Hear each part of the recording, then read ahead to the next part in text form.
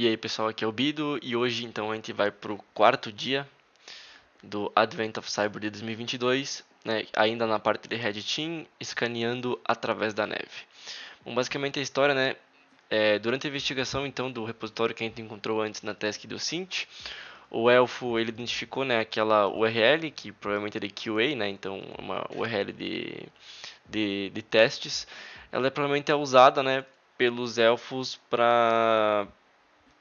com privilégios dos administradores para adicionar ou deletar é, presentes do site do Papai Noel. Então o website ele foi desligado, né, para manutenção e agora o elfo, né, ele está escaneando o servidor para ver como é que ele foi comprometido, né.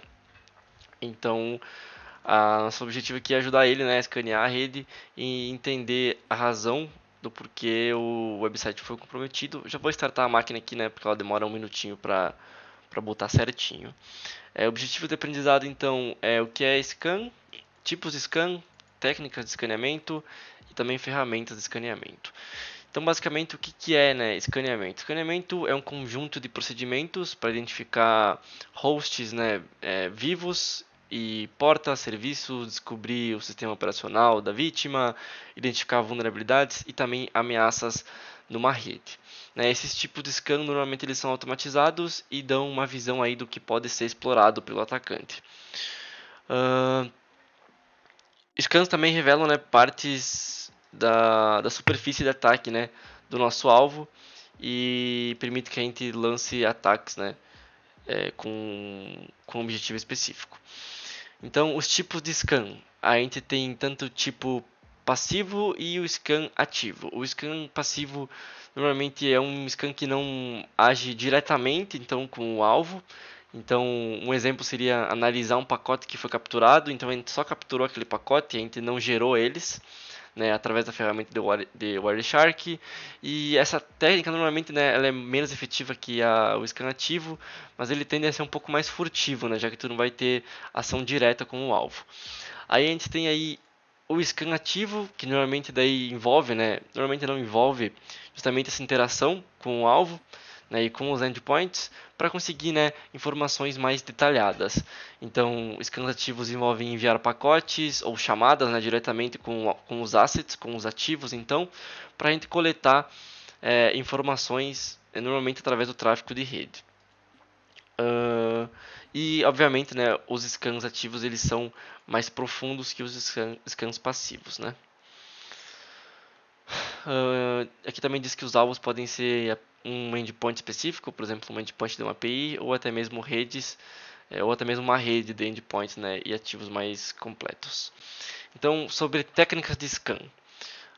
Tem o scan de network, então, né, normalmente uma network ela é composta de hosts, né, de computadores interconectados que compartilham informações e recursos entre si. Então, um scan de network ajuda a mapear uma rede, inclusive, né, descobrir o IPs, endereços de IPs, portas abertas, quais computadores estão ativos e também quais serviços estão rodando naqueles computadores e o sistema operacional. Uma vez que a network foi mapeada, né, um atacante ele pode direcionar aí os seus ataques. Por exemplo, né, ele encontrou ali um servidor que está utilizando um Apache, né, desatualizado e esse Apache ele está vulnerável, então, né, o atacante pode direcionar o ataque dele. Scan de portas, então são scans específicos, né, para descobrir quais portas estão abertas e públicas, né, ou acessíveis. Então, alguns retornos podem vir para a gente, podem vir tanto portas fechadas, então a porta não tá fechada, tu não consegue ter acesso àquele serviço. As portas abertas, então o host ele responde naquela porta e tu consegue se comunicar com ela. E também as portas filtradas, que podem ser diversos casos, por exemplo, né, a porta está aberta somente para alguns endereços específicos de IP, ou está passando por um firewall e etc. A gente também tem os scans de vulnerabilidade, então eles são específicos, né, para encontrar vulnerabilidades e possíveis ameaças e exploits que a gente pode fazer. Normalmente são ferramentas, na real, pode ser tanto pagas, tanto de graça. E alguns exemplos dela, né, as mais famosas é, por exemplo, o Nessus, que é tanto pago, tanto de graça, né, tem a versão gratuita, e o Aconetics, certo? Aí falando sobre ferramentas de scan, a gente tem o Nmap, que é a mais famosa, disparada, a mais famosa. Né, o Nmap é uma ferramenta popular de escaneamento de portas, de descobrimento de protocolos de network, serviços abertos, detecção dos sistemas operacionais e etc. E, bom, o TrueHackMe ele tem diversas runs de Nmap, até porque o Nmap realmente é importantíssimo de se aprender, né, a utilizar. Aqui ele manda iniciar a máquina, a gente já iniciou. Também comenta que a gente pode usar a Attack Box, mas não vai ser o nosso caso. Inclusive, deixa eu até iniciar o Kali, que não está aberto aqui, por mancada minha. Mas, enfim, só iniciar o Kali aqui eu já volto. Bom, iniciei o Kali aqui e vamos continuar. Então, um dos scans mais populares do Nmap é justamente o Sim Scam, que ele é um scan um pouco mais furtivo, assim, digamos. Ele, né, tem o Three-Way Handshake, que é um conceito de redes, mas basicamente ele faz o sim, né, a nossa máquina, e o servidor vai responder o sim e a gente não responde mais o acknowledge, a gente responde um RCT para resetar. Mas enfim, não precisa saber disso agora. O que precisa saber é que basicamente tu utiliza ele com a flag "-ss" e ele é um pouco mais furtivo, né, evita bloqueio de firewall e etc. Então, para quem não conhece o Nmap, né, esse é o resultado dele. Então, ele usou aqui na Nmap-ss, que é a flag do sim scan, mais o endereço IP, que quer escanear, e, né, a gente tem retornado aqui as portas abertas, nesse caso aqui um SSH, porta 80, porta 139 e porta 445. Tem um scan de ping, então que ele não identifica o serviço, é só para saber se a máquina está ativa, que tu utiliza com a flag "-sn. Tem um scan de sistema operacional, que tu usa "-o, então para tentar descobrir qual é o sistema operacional que está atrás do servidor. E também de detecção de serviços, o que é muito útil, que é o "-sv". Aqui ele já identificou o serviço, por exemplo, SSH, mas o SV ele detalha. Então, por exemplo, ele pode detalhar a versão, ou até mesmo tipo. É... Normalmente ele detalha mais a versão, mas às vezes ele pode coletar alguma informação extra.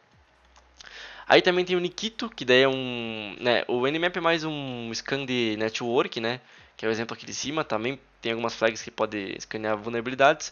E o Nikito, né, ele não deixa de ser um scan de network, mas ele é mais voltado para um scan de vulnerabilidade mesmo, né. Ele procura por subdomínios, servidores obsoletos, mensagens de debug e etc. Utilizado em websites, tá? Então, quando tu dá um endereço IP, normalmente tu dá a porta ou ele já vai escanear automático na porta 80, né? Então ele não vai escanear o SH e demais serviços. A utilização dele é Nikito-host ou "-h" e o endereço IP. Então aqui ele comenta que o Elfo ele rodou um Nmap e o Nikito contra o servidor do QA para encontrar as portas abertas e algumas vulnerabilidades. Ele encontrou um Samba rodando, né? Um Samba que é um protocolo de comunicação muito utilizado no Linux, principalmente. E ele notou, né, que os hackers podem conseguir acesso através do Samba, porque ele está muito mal protegido e o atacante pode encontrar algumas pastas compartilhadas, já que essa network não está bem protegida. Então ele agora entende, né, que o Yeti, né, o grupo do Yeti, conseguiu a lista dos admins, né, de alguns usuários e senhas lá na fase anterior do Cint, né, que tinha o repositório aberto, que a gente conseguiu. Então a nossa ideia é meio que fazer, né, o mesmo processo e agora conectar no Samba com as credenciais, né, coletadas que a gente coletou antes, que são essas aqui. Então ele basicamente dá o passo a passo aqui. Vou abrir o nosso Kali então. E aqui já tem o coisa certinho. O Kali também tem esse módulo de navegação. Então basicamente a gente entra no explorador aqui de arquivos e a gente pesquisa aqui em cima, né, esse endereço.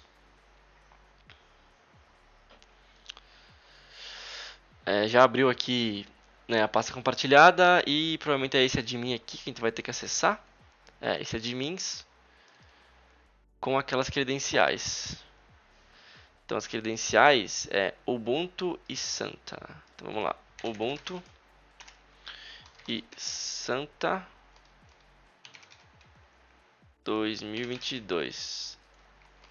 É assim. No caso é em password.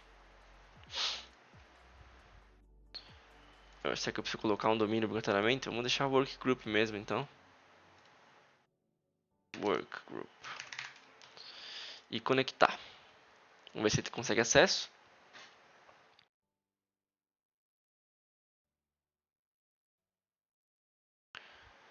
Acho que ele montou. Ah, ele tá montando ainda a pasta. Vamos esperar um pouco.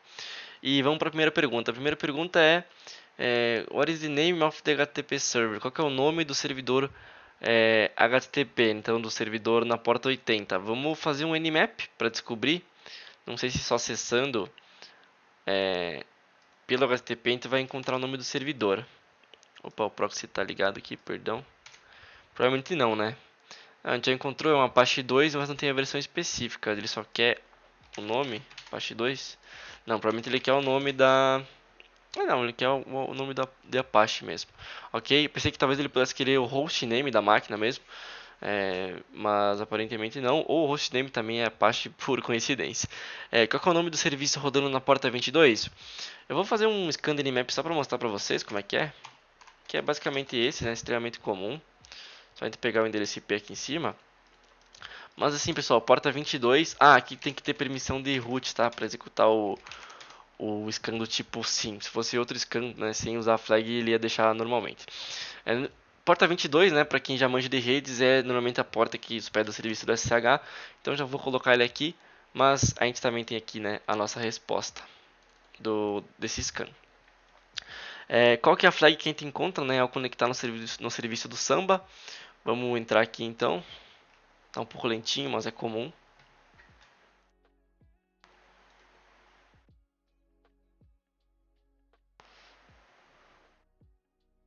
Tá aqui a nossa flag. Show. E qual que é o password do usuário Santa HR? Deve estar aqui, né?